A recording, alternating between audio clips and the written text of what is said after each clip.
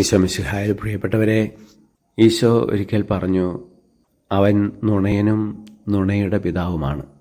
പിശാച് മനുഷ്യരെ പാപത്തിലേക്ക് നയിക്കുന്നത് നുണ മനസ്സിൽ തോന്നിപ്പിച്ചുകൊണ്ടാണ്, നുണ പറഞ്ഞുകൊണ്ടാണ്.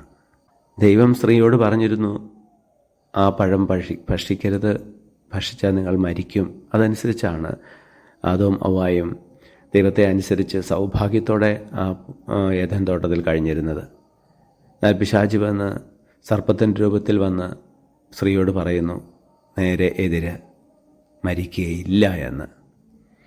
ഇന്നും ഈ നുണ പറച്ചിൽ പിശാച് തുടരുന്നുണ്ട്.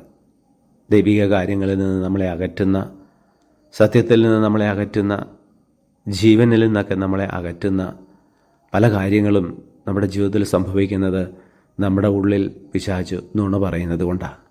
സാരമില്ല, കുഴപ്പമില്ല, പലരും ഇങ്ങനെയൊക്കെ ചെയ്യുന്നുണ്ട്. ഇങ്ങനെയൊക്കെ ഉള്ള നുണകൾ നമ്മുടെ ജീവിതത്തെ ഒത്തിരി സ്വാധീനിക്കുന്നുണ്ട്.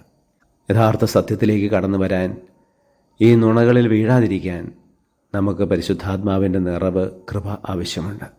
അതിനായി നമുക്ക് ആഗ്രഹിക്കാം. ഈശോയെ, അങ്ങയുടെ പരിശുദ്ധാത്മാവിനെ ഞങ്ങളിലേക്ക് ധാരാളമായി വർഷിച്ച് ഞങ്ങളെ അനുഗ്രഹിക്കുമാറാകണമേ, ഇപ്പോഴും എപ്പോഴും എന്നേക്കും. ആമേൻ.